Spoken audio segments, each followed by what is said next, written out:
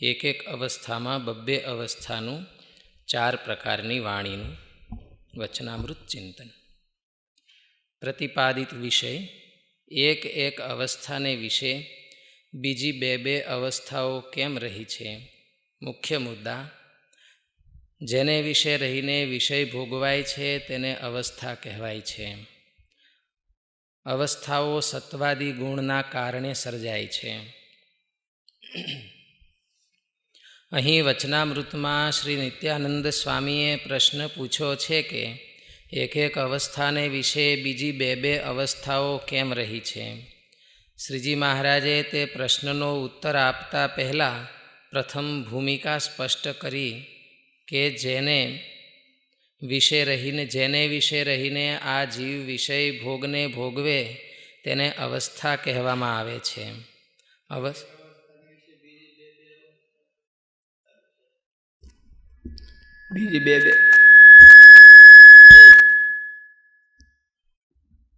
બીજી બે અવસ્થા, એના પહેલા અવસ્થા હું અવસ્થા કોને કહેવાય એટલે એની સ્પષ્ટતા મારે. પ્રશ્નમાં તો એ નથી. અવસ્થા કોને કહેવાય એવો પ્રશ્ન નથી નિત્યાનંદ સ્વામી પૂછ્યો. એક એક અવસ્થાને વિશે બીજી બે અવસ્થા રહી છે એ કેમ રહી છે એવો પ્રશ્ન છે. એટલે પહેલા એનો જવાબ આપતા પહેલા મહારાજે અવસ્થા કોને કહેવાય છે. અવસ્થા એટલે પોઝિશન, પરંતુ એટલું કહેવાથી અવસ્થાનું પૂરું જ્ઞાન થઈ જતું નથી. પોઝિશન એટલે સ્થિતિ અથવા પરિસ્થિતિ, પણ તેની સાથોસાથ એવી જિજ્ઞાસા ઊભી થાય કે પોઝિશન કોની? તેનો ઉત્તર જ્યારે સમજીએ ત્યારે અવસ્થાની કંઈક અંશે સ્પષ્ટતા થશે. વિષય ભોગ એટલે જીવાત્મા અને વિષયનો યોગ, પરંતુ પરિસ્થિતિ એવી છે કે જીવાત્મા દેહની અંદર સૌથી ઊંડે હૃદયમાં બેઠો છે. ભોગ એટલે સુખ અને દુઃખની અનુભૂતિ. સુખ ને દુઃખની અનુભૂતિ કરતી વખતે એ પોઝિશન કેવી છે? પોઝિશન કેવી છે? 3 પ્રકારનું સુખ દુઃખ મહારાજે કીધું છે. એક તો સ્વપ્નમાં સુખ દુઃખ, ને એક તો જાગ્રતમાં સુખ દુઃખ, અને એક તો સુષુપ્તિમાં સુખ દુઃખ. એટલે સુષુપ્તિમાં હોતે અનુકૂળતા પ્રતિકૂળતા ભોગવે છે. હજુ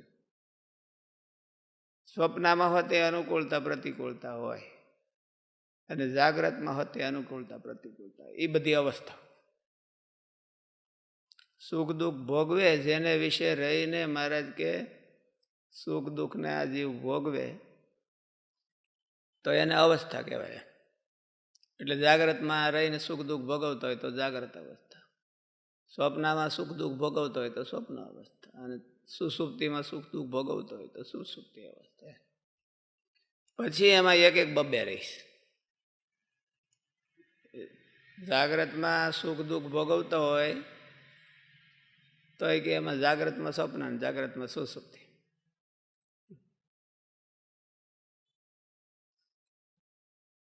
વિષય ભોગ એટલે જીવાત્મા અને વિષયનો યોગ, પરંતુ પરિસ્થિતિ એવી છે કે જીવાત્મા દેહની અંદર સૌથી વિષયને જીવાત્માનો યોગ એટલે શાસ્ત્રમાં એને સુખ દુઃખ કીધું. ભોગ એટલે સુખ દુઃખ.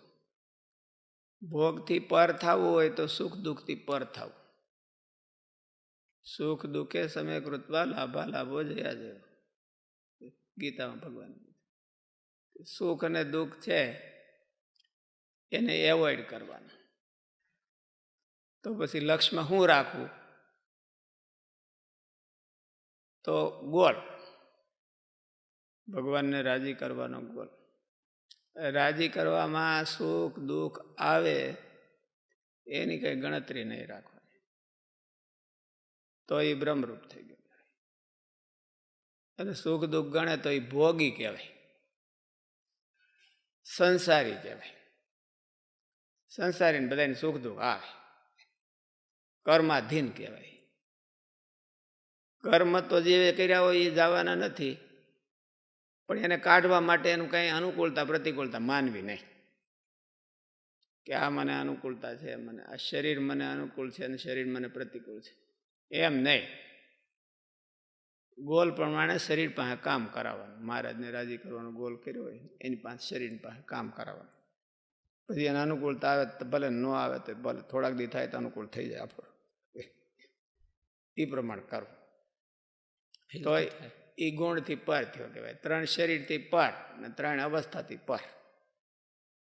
3 અવસ્થાથી પર થવું એ ઘણું કઠણ છે. સુખ દુઃખ આમ ફીલ તો થાય ને? ફીલ થાય, પણ ગોલમાંથી ચલિત ન થાય એટલે ફીલ થાય તો એ કાંઈ વાંધો નહીં. એ તો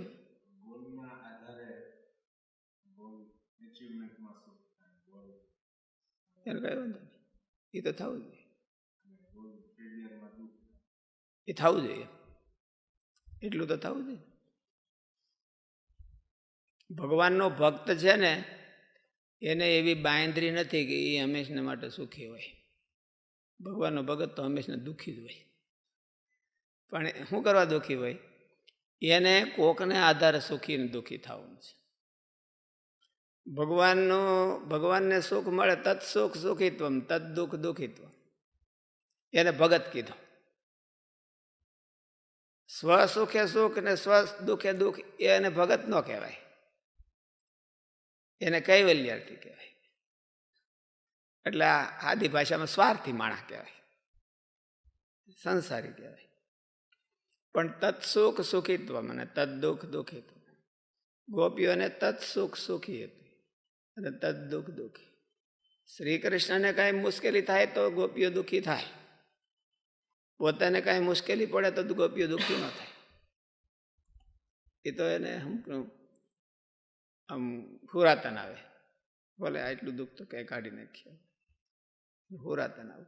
સુરવીરને જેમ ધીંગાણું જોવે તો એમ હુરાતન આવે, એમ ભગવાનના ભગતને પોતાનું દુઃખ જોવે તો અમુકનું હુરાતન આવે, એને પાર કરી દે. એટલે એને એ ન હોય, પણ એને દુઃખે દુઃખી તો થવું.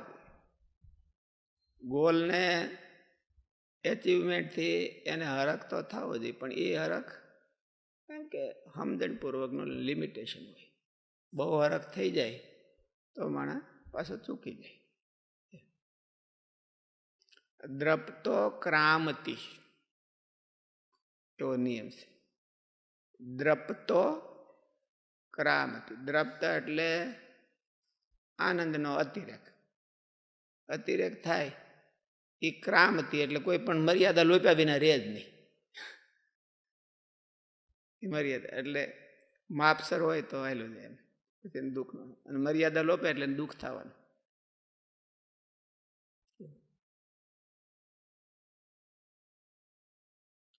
વિષય ભોગ એટલે જીવાત્મા અને વિષયનો યોગ. પરંતુ પરિસ્થિતિ એવી છે કે જીવાત્મા દેહની અંદર સૌથી ઊંડે હૃદયમાં બેઠો છે. સુખ દુઃખની ફિલિંગ, જીવાત્માને સુખ દુઃખની ફિલિંગ થાય છે, એને ભોગ કહેવાય. અને જે પરિસ્થિતિમાં સુખ દુઃખની ફિલિંગ થાય એ અવસ્થા કહેવાય. કોઈ ઊભો હોય તોય દુઃખી હોય ને કોઈ બેઠો હોય તોય દુઃખી હોય ને કોઈ સૂતો હોય તોય દુઃખી હોય. એટલી જે પરિસ્થિતિ થઈ ને, આ તો ખાલી ઊભા થઈ તો શરીરની પરિસ્થિતિ, પણ ઓલી પરિસ્થિતિ એ બધાયની છે.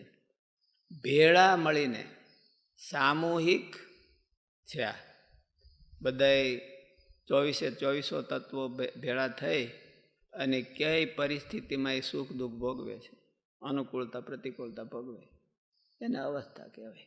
એટલે એના 3 વિભાગ પડ્યા. એને 3: દૈહિક ને સ્વાપ્નિક અને સુસુપ્તિમાં હોતી.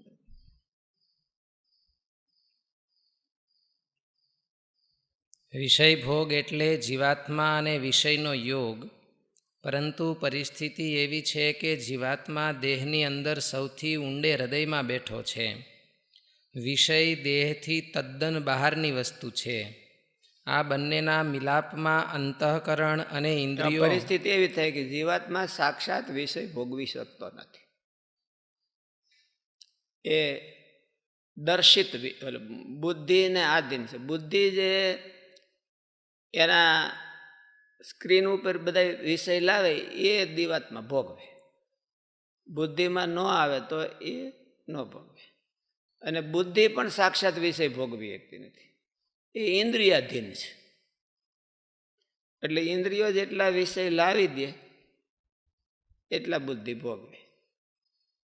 એટલે ઇન્દ્રિયો બુદ્ધિમાં લાવે અને બુદ્ધિ છે એ જીવને આપે.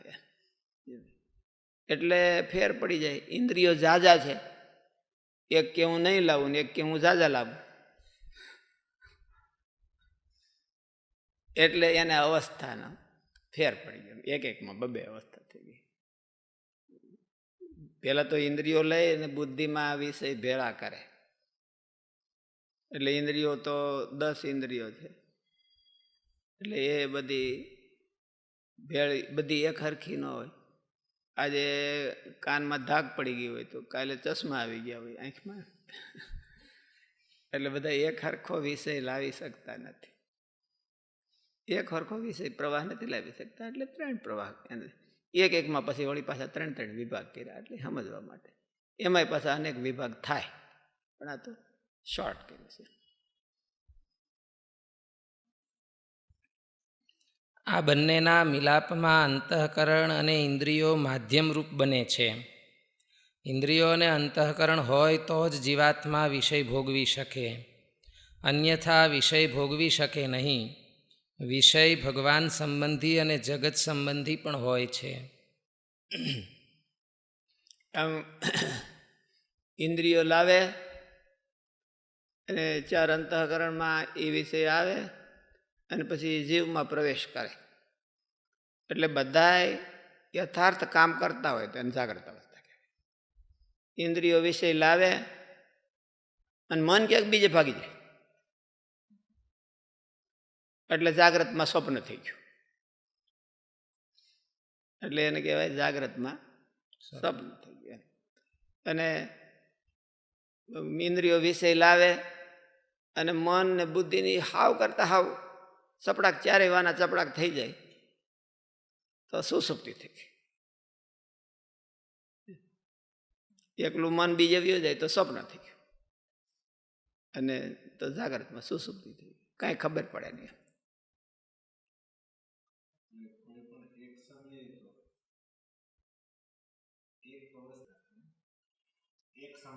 એક સમયને વિશે એક જ અવસ્થામાં રહીને એક હારે 2 અવસ્થામાં વિષય ભોગવી શકાય નહીં.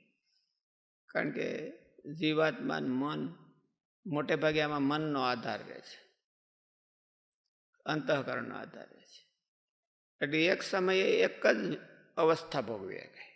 અવસ્થા ભોગવી પછી બદલતી જાય ઘડીકે ને ઘડીકે, સેકન્ડમાં હોતે બદલી જાય એવું. પણ એક સમયે એક જ અવસ્થા હોઈ શકે. અને એ અવસ્થાને પોઈન્ટ આઉટ કરવી કે એ થોડી કઠણ છે કે અટાણે હું કઈ અવસ્થામાં છું એવું. બહુ હોશિયાર હોય તો એને કે હું આ અવસ્થામાં હતો, પણ એ ભૂતકાળમાં ખબર પડે કે મને 2 ભાઠા કોઈક મારી ગયું, મારવા આવ્યા ત્યાં ખબર નહોતી કોઈ. એટલે એને કહેવાય એટલે એ જાગ્રત અવસ્થા. અને જો જે તે અવસ્થાને બરાબર ફોકસ કરી શકે તો એનાથી ઉપર જઈ શકે. ખબર જ નથી કે ક્યારે કઈ અવસ્થા આવી ગઈ કે વહી ગઈ તો એનાથી ઉપર ન જઈ શકે.